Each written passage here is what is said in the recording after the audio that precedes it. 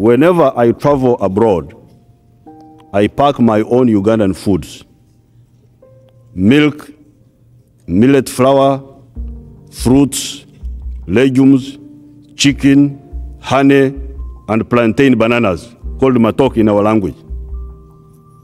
The other day, my pineapple stocks ran out, and my staff bought pineapples from a supermarket in UK when I was coming here. I just took one slice and terminated the whole exercise at once. First of all, the pineapple is hard. I have never seen a hard pineapple until I saw the one in London. It is less sweet and has got an ammonia-like pungent taste. I had the same experience in Washington once. They brought something they called pineapple. I couldn't believe it. Why must citizens of the world endure these deprivations on account of policies designed to serve narrow interests? Why must this be? I will not eat pineapple again until I go back to Uganda.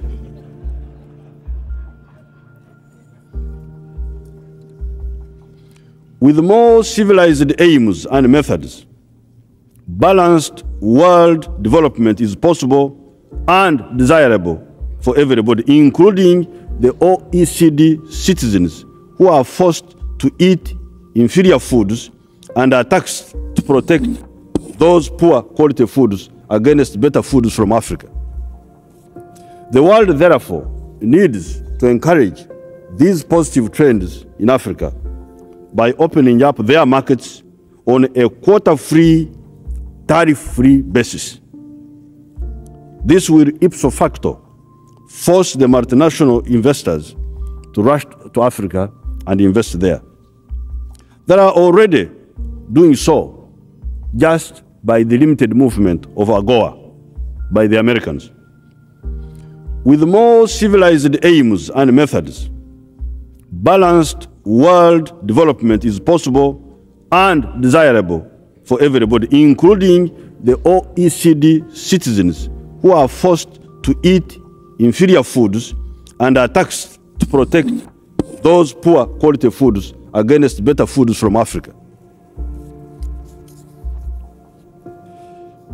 The song about aid is meaningless without access to markets.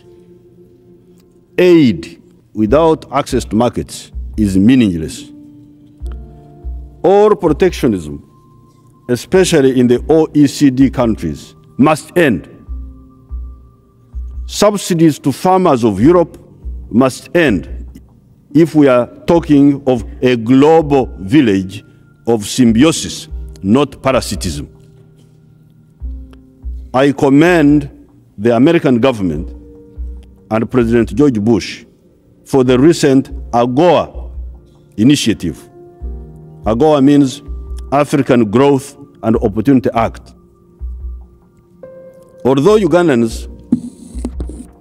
has not yet benefited from AGOA on account of our indigenous weaknesses accentuated by the blurred views of our multilateral institutions partners, other African countries have started benefiting, such as Kenya, Madagascar, Lesotho, Nigeria, and South Africa. This is very good. This is very good. This is the first good news I have had in a long time. The AGOA, the African Growth Opportunity Act, enunciated by the American government.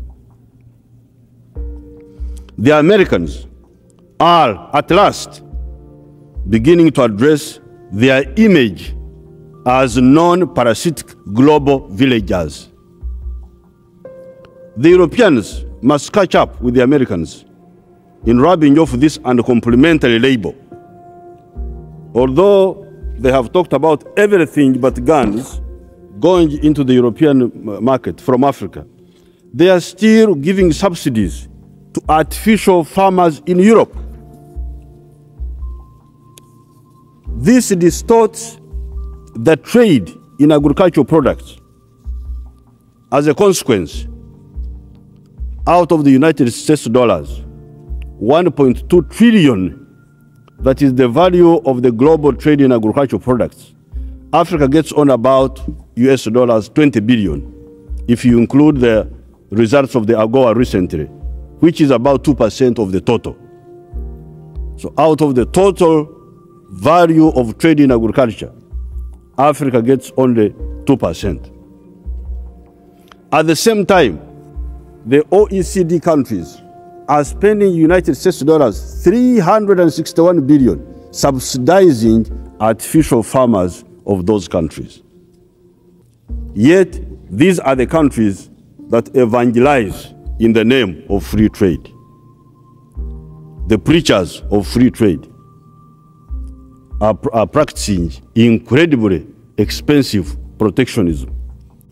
What a paradox, which is also unfortunate. These double standards must end. Africa has now removed some of the old impediments, some of the old endogenous factors to private investment. The sanctity of the private property is now almost a universal concept in Africa. Nationalization of private enterprises is no more. Some of the African countries have got a consistently stable macroeconomic framework.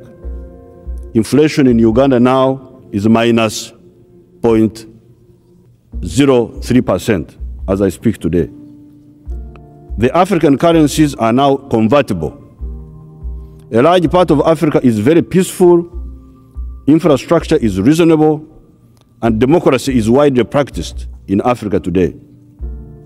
We are even addressing the issue of excessive political balkanization of the continent, with 53 states in Africa compared to 3 states in the whole of North American continent.